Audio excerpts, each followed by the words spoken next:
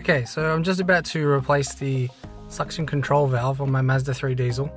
It was doing something really weird. It was we on the freeway, and the RPM would just start going up and up, up and down, up and down, up and down, because it's manual. Very jerky, you know.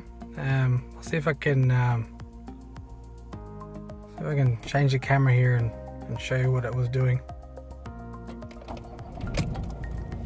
That's not doing it now because it was only doing it when the car was warmed up, which was a pain. But the RPM would, always around 2000 RPM, it would just kind of it would just go up and down, just like that. Up, down, up, down, up, down, up, down. See, I can't even fake it. You can't fake it.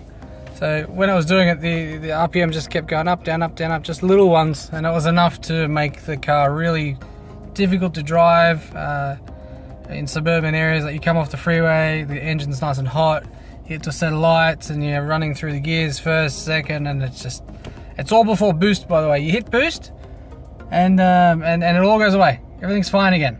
So I'm about to change this valve out, and we'll see if it fixes it.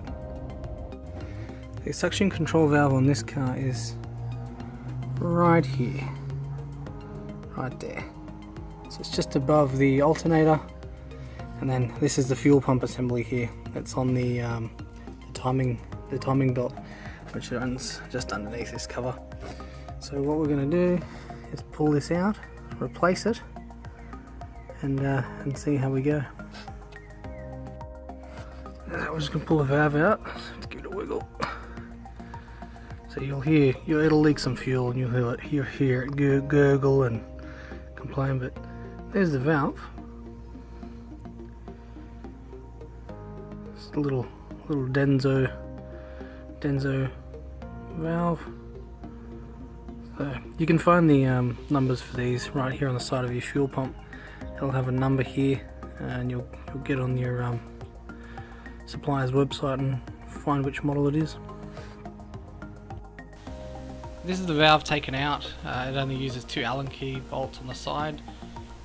So this is a picture of the rear connector. It's only one connection. I'll also put a link in the description to this part. It's only 3 inches in size as well, so it's a very small part.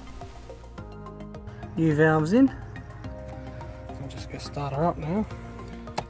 It's going to cough and splutter a bit, but that's normal because it's just going to prime the fuel lines again. I'll take it out of gear.